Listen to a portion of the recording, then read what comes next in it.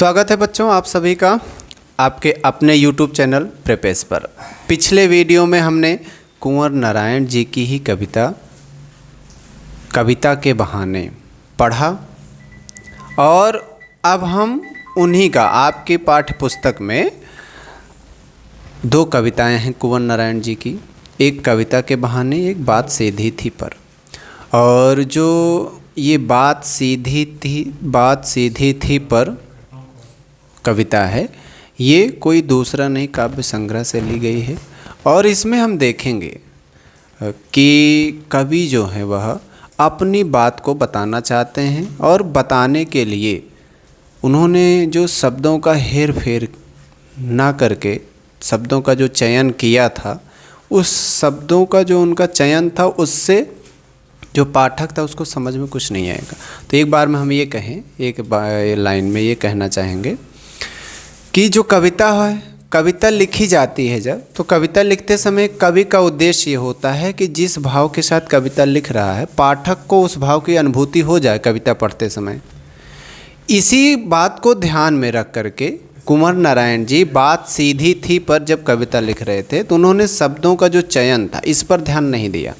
वह अपनी जो बात बताना चाह रहे थे उसको बताते हुए उन्होंने कविता लिखना शुरू किया, लेकिन लिखते समय उन्होंने देखा कि अपनी बात को वो बताते समय, अपनी बात को अभिव्यक्त करते समय जिन शब्दों का ध्यान रख रहे हैं, जिन शब्दों का चयन वो करके कविता लिख रहे हैं, वे शब्द बहुत जटिल बना दे रहे हैं उनकी बात को। पाठक उस बात को समझ नहीं पाएगा कविता पढ़ने के बाद। और फिर हुआ भी वही। अंततः उन्होंने देखा कि जो बात वह बताना चाह रहे थे वह उससे कहीं हट करके है। जो कविता का उद्देश्य होता है वह बिल्कुल इस कविता में नहीं दिख रही थी। इसी बात को ध्यान में रख करके कुछ वही बात यहाँ पर उन्होंने मार्मिक तरीके से बताया है।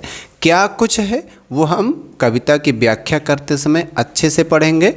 उससे पहले थोड़ा सा परिचय जान लेते हैं कि कुंवर नारायण जी का परिचय क्या है। पिछले वीडियो में हमने परिचय देखा था, संक्षिप्त परिचय देखेंगे और फिर तुरंत हम आएंगे पाठ की व्याख्या पर।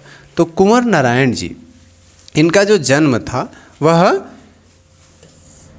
1927 में हुआ था और इनकी जो प्रमुख रचनाएं हैं चक्रव्यूह, परिवेश, हम तुम, अपने सामने, कोई दूसरा नहीं। हाँ, अब आपके मन में आ रहा होगा कि कोई दूसरा नहीं, और इन दिनों यहाँ पर जितनी रचनाएं हैं इनमें कहीं भी बात सीधी थी पर ये नहीं दिख रही है। तो बताना चाहेंगे कि कोई दूसरा नहीं जो ये है, कोई दूसरा नहीं, यह काव्य संग्रह है। इसी में से बात सीधी थी पर जो कविता आपके यहाँ दी गई है वो इसी में संकलित है।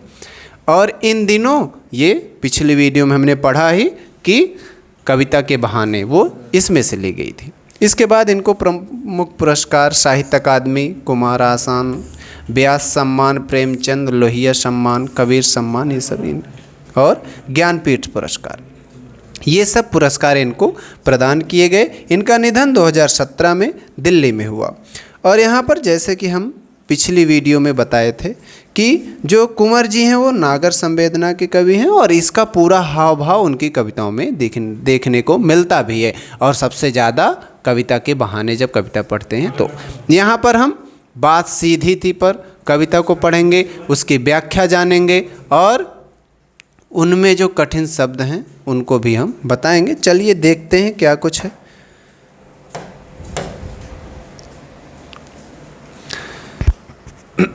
बात सीधी थी पर एक बार भाषा के चक्कर में जरा टेढ़ी फंस गई, उसे पाने की कोशिश में भाषा को उल्टा पलटा, तोड़ा मरोड़ा, घुमाया फिराया कि बात या तो बने या फिर भाषा से बाहर आए।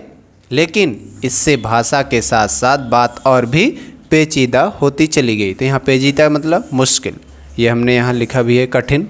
तोड़ा मरोड़ा अपने अनुसार करना, भाषा को उल्टा पलटा मतलब अपने अनुसार भाषा में कुछ परिवर्तन किया उन्होंने।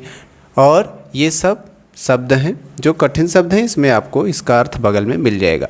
तो यहाँ पर कवि जी जो हैं कुंवर नारायण जी, वो बता रहे हैं कि जब वो कविता लिख रहे थे तो कविता लिखते समय बात सीधी थी, मतलब बातें उनकी बिल्कुल सही थी, वो कविता लिख भी रहे थे, लेकिन ज़्यादा समझाने के चक्कर में उन्होंने ऐसे शब्दों का चयन कर लिया जिसकी वजह से जो पाठक है वह सही भाव को जान ही नहीं पाएगा। और जब ये बात उनके ध्यान में आई तो इसको ठीक करने के लिए उन्होंने बात को बहुत तोड़ा मरोड़ा अलग तरीके से पेश किया, लेकिन फिर हुआ वही जिसका उनको डर था। क्या हुआ? बात वो उल्टी हो गई, फंस गई, पेचीदा होती चली गई, मुश्किल हो गई। वह पेचीदा होने का मतलब जो बात वो समझाना चाह रहे थे वो और कठिन लगने लगी बजाय सरल लगने की। और कविता पढ़ते समय यदि पाठक को कविता का भाव ना समझ में आए तो फिर उसका पढ़ने का मतलब ही नहीं निकलेगा, कोई उससे निष्कर्ष नहीं निकलने वाला है। वही बात इन्होंने बताया है।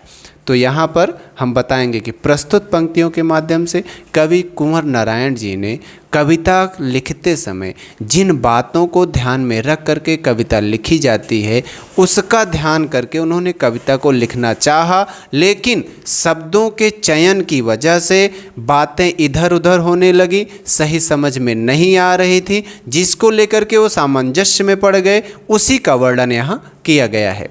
तो अगर हम देखेंगे कि जो अभी हमने व्याख्या बताया, जब हम इसको व्यवस्थित रूप से शब्दों को ठीक तरीके से व्यवस्थित करके लिखेंगे तो उसकी जो व्याख्या होगी समुचित तरीके की, वो क्या होगी? पूरी समुचित व्याख्या ये है कि उपरोक्त पंक्तियों में कवि कहते हैं कि उनकी कविता के भाव बिल्कुल सीधे थे, जो श्रोताओं और पाठकों को सीधे समझ में आ जाने चाहिए थे, बिल्कुल यही था। लेकिन परंतु भाषा को प्रभावी बनाने के कारण श्रोता व पाठक कोई भी उन भावों को अच्छी तरह से समझ नहीं पाए। जब उनकी बात सीधी थी, वह जो बातें बता रहे थे एकदम बिल्कुल सरल तरीके से बता रहे थे, लेकिन अचानक उन्होंने देखा कि जिस भाव को वो बताना चाह रहे हैं शब्दों के चयन की वजह से थोड़ा सा उसमें ज़्यादा प्रभावी तरीके करने की वजह से वैसा बिल्कुल नहीं दिख रहा था जैसा कि एक पाठक को महसूस होना चाहिए। आगे कह रहे हैं, और कवि ने पाया कि उनकी कविता में भाषा की जटिलता होने के कारण कविता में एक टेढ़ापन आ गया। जो भाव वो बताना चाह रहे थे उससे कहीं अधिक, उससे कहीं दूसरी तरफ, उससे कहीं इतर दूसरा भाव निकल रहा था, जो कि कवि के लिए सही नहीं होता है। कहने का अभिप्राय यह है कि कवि जो बात कविता के माध्यम से कहना चाहते थे वो बात स्पष्ट नहीं हो पाई, जिस कारण लोग कविता के भावों को अच्छी तरह से समझ नहीं पाए। अपनी बात को श्रोताओं पाठकों तक आसानी से पहुंचाने के लिए कवि ने कविता में थोड़ा बदलाव किया। ये उसे पाने की कोशिश में भाषा को उल्टा पलटा, यही थोड़ा सा बदलाव किया उन्होंने भाषा के शब्दों वाक्यांशों वाक्यों आदि को बदलकर आसान किया तथा शब्दों को उलट पुलट कर प्रयोग किया। यहाँ और तथा दोनों आ गया है, ये नहीं रहेगा। उन्होंने अपनी भाषा में इस तरह का बदलाव किया जिससे कविता का भाव लोगों की समझ में सही तरीके से आ सके। कवि ने पूरी कोशिश की कि या तो इस भाषा के बदलाव से उनके भाव लोगों तक पहुंच जाएं या फिर वह भाषा के इस उलटफेर के जंजाल से मुक्त हो जाएं। परंतु कवि को इससे कोई सफलता नहीं मिली। उन्होंने देखा कि इससे कुछ हो नहीं रहा है। उसकी भाषा के बदलाव के साथ साथ उनकी बात अथवा भाव और अधिक जटिल हो गए, अर्थात उन्हें समझना और मुश्किल हो गया। यही बात है अंत वाली लाइन में, या फिर भाषा को बाहर आए लेकिन इससे भाषा के साथ साथ बात और भी पेचीदा होती चली गई। तो इसका हम ध्यान रखेंगे। ये इसकी पूरी एक व्याख्या हुई। आप इसको अच्छे से पढ़ते हुए अब आगे बढ़ेंगे। चलते हैं आगे दूसरे वाले पर। अब उसी क्रम में आगे कवि जी आगे बता रहे हैं, कुंवर नारायण जी क्या बता रहे हैं? सारी मुश्किल को धैर्य से समझे बिना मैं पेंच को खोलने के बजाय उसे बेतरह कसता चला जा रहा था, क्योंकि इस करतब पर मुझे साफ सुनाई दे रही थी तमाशबीनों की शाबाशी और वाह वाह। आखिरकार वही हुआ जिसका मुझे डर था, जोर जबरदस्ती से बात की चूड़ी मर गई और वह भाषा में बेकार घूमने लगी। बात की चूड़ी मरने का मतलब ये है कि जिस भाव के साथ वह बताना चाह रहे हैं वो भाव नहीं निकल रहा है, बात तथ्यहीन लग रही है। और इसके साथ साथ कर्तव्य, चमत्कार और कौशल, तमाशबीन जो दर्शक होते हैं, जो तमाशा देखने वाले होते हैं, और यहाँ पेंच, ऐसी कील जिसके आधे भाग पर चूड़ियाँ बनी होती हैं। तो अगर हम ध्यान से देखें यहाँ पर इन्होंने दो बात बताई। पहली बात ये कि शुरुआत में ही कवि बता रहे हैं कि जिस बात को लेकर के उन्होंने कविता लिखना शुरू किया, जिस भाव के साथ, वो भाव दिख नहीं रहा था। इसकी वजह से उन्होंने कुछ परिवर्तन किए, तो परिवर्तन करने की वजह से वो और जटिल हो गया, वो और जटिल हो गया, बल्कि इससे अच्छा तो शुरुआत में ही समझ में आ रहा था। तो इन्होंने यहाँ बताया क्या कि उसमें पेच को खोलने के बजाय उसे बेतरह कसता चला जा रहा था। पेच खोलने का मतलब है कि उसको ढीला कर वापस उसी स्थिति में लाना, लेकिन ऐसा तो वापस उसकी स्थिति में, यहाँ कविता में क्या बात ये कि जैसे शुरुआत में कविता लिख रहे थे वैसे ही यहाँ जो बात आई है कि मैं पेज को खोलने के बजाय उसे बेतरह कसता चला जा रहा था। तो ये कि जिस सरलता के साथ शुरुआत में वो लिख रहे थे उसी पर जाने की बजाय वह उसको और ज़्यादा उसमें ऐसे शब्दों को शामिल कर दे रहे थे जिससे कि उनकी जो बात है वो और जटिल हो जा रही थी। पेच कसने का मतलब बात को और ज़्यादा वह तथ्यहीन बना दे रहे थे, ऐसे शब्द शामिल कर दे रहे थे जिससे वो जो बताना चाह रहे हैं वैसा भाव बिल्कुल नहीं निकल रहा था। फिर उसी में आगे कहते हैं, आगे क्या कहते हैं, लेकिन उनको ऐसा करने के पीछे एक आभास हो रहा था, क्या उनको शाबाशी मिल रही थी, किसकी, क्योंकि इस कर्तव्य पर मुझे साफ सुनाई दे रही थी तमाशबीनों की शाबाशी और वाह वाह। इसका मतलब कि यहाँ कविता में ऐसा क्या है, कविता में ऐसा ये है कि जब वो कविता लिख रहे थे तो कविता की पंक्तियों को पढ़ने के बाद तो हर कोई वाह वाह कर रहा था, उनको लग रहा था हाँ शब्द सही हैं, कविता अच्छी लिखी गई है। इसी की वजह से वह थोड़ा सा और ज़्यादा जटिल शब्दों को शामिल कर ले रहे थे, लेकिन वाकई में ऐसा नहीं होना चाहिए। शब्दों को आप जटिल कर दीजिए, अधिक कठिन से कठिन शब्दों का प्रयोग कर लीजिए, कविता का जो भाव है वो पाठक को समझ में ही ना आए, श्रोता जो है कविता पढ़ने के बाद सुनने के बाद समझ ही ना पाए, तो कविता का जब भाव नहीं समझ में आएगा तो कविता के लिखने का उद्देश्य नहीं सही होगा। तो क्या मतलब है ऐसी कविता लिखने का, तो वही यहाँ पर ये बता रहे हैं। फिर उसी में आगे ये बता रहे थे कि जो तमाशबीनों की वाह वाह सुनाई दे रही थी, मतलब है कि हर कोई कह रहा था कि कविता तो अच्छी लिखी गई है, लेकिन वाकई में वह भाव प्रधान ना होकर के केवल शब्द प्रधान हो जा रही थी। मतलब उसमें भाव की जरा सी भी कोई कुछ भी भाव अभिव्यक्त हो ही नहीं रहा था, केवल और केवल शब्द ज़्यादा कठिन से कठिन दिखाई पड़ रहे थे।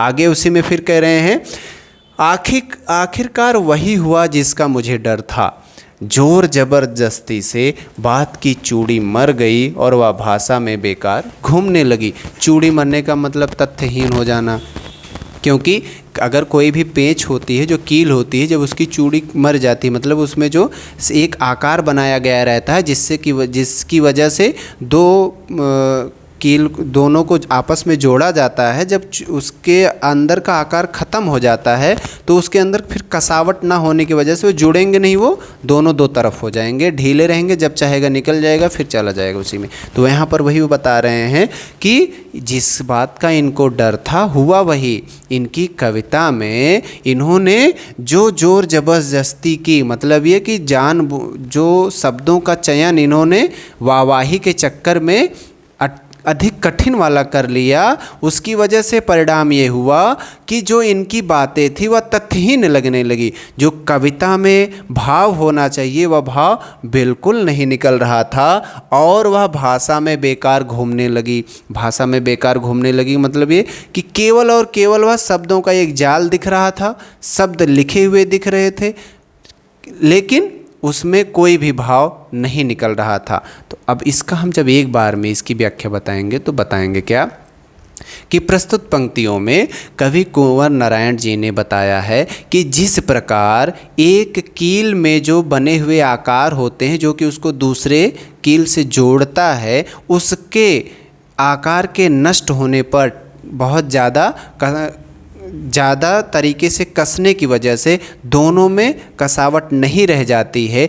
ठीक वैसे ही अगर हम कविता लिखते समय शब्दों का चयन अधिक कठिन कर देते हैं, उसमें भाव का ध्यान नहीं रखते हैं, तो वह हमारी जो बात है भाव प्रधान ना होने की वजह से तथ्यहीन हो जाती है। वो केवल भाषा का एक जाल दिखाई पड़ता है, शब्दों का एक जाल दिखाई पड़ता है, जो केवल और केवल पढ़ने में ठीक लगती है, लेकिन उसमें कोई भाव नहीं होने की वजह से वाकई में वह पाठक को प्रभावित नहीं करती है। और एक कविता का यह उद्देश्य होना चाहिए कि जिस भाव से कविता लिखी गई है उसी भाव को पाठक को महसूस हो जाना चाहिए। तो अब ये इसकी व्याख्या हुई। जब हम इसको व्यवस्थित तरीके से लिखेंगे तो उसकी व्याख्या क्या होगी। ये कवि कहता है कि वह अपनाई सारी समस्या को धीरज से समझे बिना ही हल ढूंढने की बजाय और अधिक शब्दों के जाल में फंस गया। यहाँ फंस लिखा है, यहाँ फंस गया होगा। फंस गया, बात का पेच खुलने के स्थान पर और टेढ़ा होता गया और कवि उस पेच को बुरी तरह कसता चला गया। इससे कवि की भाषा और अधिक जटिल हो गई। कहने का अभिप्राय यह है कि जब कवि को समझ में आया कि अपनी भाषा को प्रभावित बनाने के चक्कर में उसने भाषा को जटिल बना दिया है, तो इस समस्या को धैर्यपूर्वक हल करने की बजाय अनजाने में कवि ने भाषा को और भी अधिक जटिल बना दिया। इसके लिए कवि ने पेच का उदाहरण देते हुए एक उदाहरण दिया है। कवि ने क्या समझाया है कि जिस तरह दो वस्तुओं को जोड़ने के लिए पेंच में खांचे होते हैं, वही जो आकार बनाया गया रहता है ताकि वस्तुओं पर पेंच की पकड़ मजबूत हो सके, और पेंच को अच्छी तरह से कसने के लिए उसे सही दिशा में घुमाना पड़ता है। यहाँ धुमाना लिखा है भाई, ये घुमाना होगा, क्योंकि गलत दिशा में घुमाने से पेंच कसने के बजाय खुलने लगता है और ज़बरदस्ती कसने की कोशिश करने पर पेंच के खांचे खराब होकर के ख़त्म होकर के टूट जाते हैं। ठीक यही बात कवि पर भी लागू होती है। बात को सही तरीके से कैसे कहा जाए, कैसे लिखा जाए ताकि वह लोगों की समझ में आसानी से आ सके, इस समस्या को धैर्यपूर्वक समझे बिना ही कवि कविता के शब्दों को तोड़ मरोड़ कर भाषा को और अधिक जटिल बनाता चला गया। उन्होंने पहले ध्यान नहीं दिया कि इनमें हमें शब्दों के चयन पर थोड़ा सा कार्य करना चाहिए। कविता में प्रभावशाली व जटिल शब्दों के प्रयोग से तमाशा देखने वाले अर्थात कविता पढ़ने और सुनने वाले कवि की प्रशंसा करने लगे, क्योंकि कविता देखने व सुनने में तो प्रभावशाली लग रही थी जो हमने बताया, लेकिन उसमें कोई भाव नहीं निकल रहा था, परंतु अंत में वही हुआ जिसका कवि को डर था। जटिल भाषा का प्रयोग करने से दिखने व सुनने में तो कवि की कविता सुंदर तो दिखने लगी, परंतु उसके भाव किसी को भी समझ में नहीं आ रहे थे। और भाव स्पष्ट करने के लिए जब कवि ने जोर जबरदस्ती भाषा में बदलाव किए तो कविता प्रभावहीन व उद्देश्यहीन हो गई और कविता केवल शब्दों के आसपास घूमती नज़र आने लगी। ये इसकी व्यवस्थित तरीके से लिखित रूप में व्याख्या हुई। अब हम आगे चलते हैं अगले पर। फिर अगला जो पद है उसमें कवि बताते हैं क्या, हार कर मैंने उसे कील की तरह उसी जगह ठोक दिया, ऊपर से ठीक ठाक पर अंदर से ना तो उसमें कसाव था न ताकत। अभी इतनी बात पहले बताएंगे। अब यहाँ बातें बता रहे हैं कवि कि कविता लिखते समय जैसे किसी कील की पेच खराब हो जाती है तो उसको ठोक दिया जाता है, मतलब उसमें ज़बरदस्ती उसको फिट कर दिया जाता है। ऐसे ही कवि ने जो कविता लिख रहे थे उसमें भावों को ध्यान में न रख के, भाव को ध्यान में ना करके, भाव की प्रधानता ना करके, शब्दों का जो उनका एक चयन था जो कि जटिल दिख रहा था उसको वैसे ही छोड़ दिया उन्होंने, जैसे कि एक कील को ज़बरदस्ती सेट कर दिया जाता है। आगे क्या है फिर उसी में कह रहे हैं, अब उसी तरह ठोक दिया तो अब हुआ क्या, ऊपर से ठीक ठाक पर अंदर से ना तो उसमें कसाव था ना ताकत। जब उसकी पेच खराब हो जाती है कील की तो वो वैसे ही, उदाहरण दे रहे हैं तो वैसे ही यहाँ कवि क्या कह रहा है कि देखने में कवि ने भाव को शामिल न कर पाने की वजह से कविता को वहीं छोड़ दिया। वैसे ही अब कह रहे हैं देखने में तो जो कविता थी वो कविता दिख रही थी, जो उनकी काव्य पंक्तियाँ थी वह कविता का पूरा रूप ले चुकी थी। कोई मना नहीं कर सकता था कि काव्य पंक्तियाँ नहीं हैं, देखने में सुंदर, सुनने में आकर्षक, लेकिन वाकई में उसमें भाव नहीं थी। ठीक वैसे ही जैसे कि पेच ख़त्म होने के बाद कसाव ख़त्म हो जाता है वैसे वस्तुओं के बीच से, वैसे ही इसमें शब्दों की जटिलता होने की वजह से जो शब्द ऐसे चयन कर लिए थे उन्होंने, उसकी वजह से जो भाव निकलना चाहिए था वैसा भाव नहीं निकल रहा था। और आगे फिर क्या कह रहे हैं, बात ने जो एक शरारती बच्चे की तरह मुझसे खेल रही थी, मुझे पसीने पोंछते देखकर पूछा, क्या तुमने भाषा को सहूलियत से बरतना कभी नहीं सीखा। तो यहाँ पर बता रहे हैं, यहाँ पर बात को मतलब जिस भाव के साथ वो कविता लिख रहे थे, यहाँ पर उसको यहाँ बच्चे की संज्ञा देते हुए, मतलब एक बच्चे की वजह से, बच्चे के पास व्यवस्था नहीं होती, वो कुछ भी पूछ सकता है। वैसे ही यहाँ जो बात थे उन्होंने कहा क्या कि मुझे पसीना पोंछते हुए देख, क्या तुमने भाषा को सहूलियत से बरतना कभी नहीं सीखा। ये कवि के ऊपर एक प्रश्न चिन्ह है कि आप एक कवि हैं, आप कविता लिखना चाह रहे हैं, लेकिन अपनी भाषा की जो सहूलियत होती है, जो सहजता होती है, जो सुविधा होती है, जिससे कि पाठक पढ़ने के बाद वही भाव को पहचान पाए, आपने कभी सीखा नहीं। यदि आप सीखे नहीं तो कविता लिखे क्यों। तो अब इसकी जब हम व्याख्या बताएंगे तो हो जाएगी।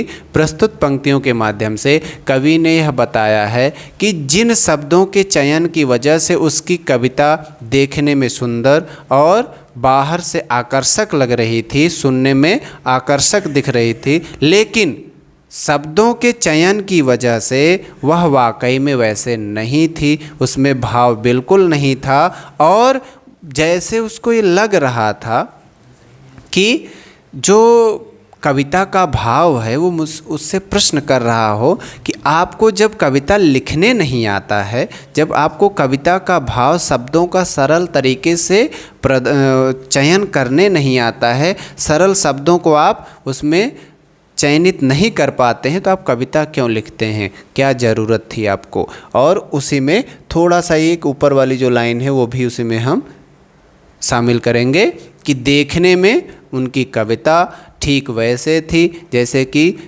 चूड़ी मरी हुई कील की पेच, और जिसमें कसाव बिल्कुल नहीं होता है। और इस ऐसे ही इनकी कविता भी देखने में सुंदर, आकर्षक, लेकिन वाकई में भाव प्रधान नहीं थी। जिस बात को बताना चाह रहे थे वैसा बिल्कुल बता नहीं पाए। अब व्यवस्थित तरीके से क्या होगी व्याख्या, ये उपरोक्त पंक्तियों में कवि कहते हैं कि आखिर में जब कवि अपनी बात अथवा भाव स्पष्ट नहीं कर सका, जब उनको अपनी बात पता, जो बात जिस भाव के साथ कविता लिख रहे थे नहीं लिख पाए, तो उसने अपनी बात को वहीं पर छोड़ दिया, वहीं उन्होंने छोड़ दिया, वैसे ही ठीक वैसे ही छोड़ दिया जैसे कि चूड़ी मरी हुई कील को वहीं ठोक दिया जाता है। जैसे पेज की चूड़ी समाप्त होने पर उसे कील की तरह ठोक दिया जाता है। कहने का मतलब यहाँ पर दो बातें आ गई। कहने का अभिप्राय यह है कि जब कवि हर तरह से बदलाव करने पर भी अपनी बात को स्पष्ट नहीं कर सका, तो कवि ने अपनी कविता को उसी तरह छोड़ दिया जिस तरह पेंच को अंत में ठोक दिया जाता है। जिस स्थिति में कवि की कविता थी वह बाहर से देखने पर तो कविता जैसी लगती थी, परंतु उसमें भावों की गहराई नहीं थी, उसके शब्दों में ताकत नहीं थी। कहने का अर्थ है कि कविता प्रभावशाली नहीं थी। जब कवि अपनी बात स्पष्ट ना कर सका तो बात ने एक शरारती बच्चे के समान पसीना पोंछते कवि से पूछा, क्या तुमने कभी भाषा को सरलता, सहजता और सुविधा में प्रयोग करना नहीं सीखा है? कहने का अभिप्राय यह है कि अच्छी बात को कहने के लिए और अच्छी कविता को बनाने के लिए सही भाषा व सही शब्दों का सही बात अथवा भाव से जुड़ना आवश्यक है, तभी उसे समझने में आसानी होगी। और ये हर कविता का एक नियम होता है कि जिस भाव के साथ कवि कविता लिख रहा है वही भाव जो पाठक है उसको ज़रूर महसूस होना चाहिए। अब ये इसकी पूरी व्याख्या हुई। अगर आपको ये पूरी व्याख्या के साथ साथ इस कविता का पूरा सार भी आपके सामने उपस्थित ये प्रस्तुत है, और देखेंगे आप कि जिन बातों को हमने व्याख्या करते समय बताया है वे सब बातें इस कविता की सार में शामिल हैं। और आप पाएंगे कि व्याख्या जो हमने 3 चरण में करके आपको बताया है उसका एक ही बार में आपके सामने व्याख्या पूरी प्रस्तुत, सार आपके सामने प्रस्तुत है। और इस पूरे पाठ के सार को पढ़ने के बाद पूरी कविता आपको समझ में आ जाएगी। और जब आपको पाठ पूरे अच्छे से समझ में आ जाते हैं, कोई भी पाठ हो, पाठ में क्या भाव है, चाहे वो कविता हो चाहे वह कोई कहानी हो, उसका उद्देश्य, उसमें जो बातें कही गई हैं वे सब समझ में, एक प्रकार से अगर हम कहें कि जो पाठ की आत्मा होती है, कविता की आत्मा, कहानी की आत्मा, ये आपको अगर पता चल जाती है तो आपको कहीं से भी प्रश्न पूछा जाए वो आपको आसानी से समझ में, वो उसका उत्तर आपको आसानी से दे सकते हैं आप। और जो ये कविता का सार है इसको पढ़ने के बाद तो आपको और अच्छे से समझ में आ जाएगा। उम्मीद करते हैं कि आपको व्याख्या और इसका ये पाठ का सार अच्छे से समझ में आ गया होगा। और अब अगले वीडियो में हम आपसे मिलेंगे प्रश्नोत्तर के साथ, और आप पाएंगे कि कुछ अलग तरीके से प्रश्नोत्तर रहेंगे। तब तक आप इसको पढ़ते रहिए, दोहराते रहिए। फिर मिलते हैं आपसे अगले वीडियो में।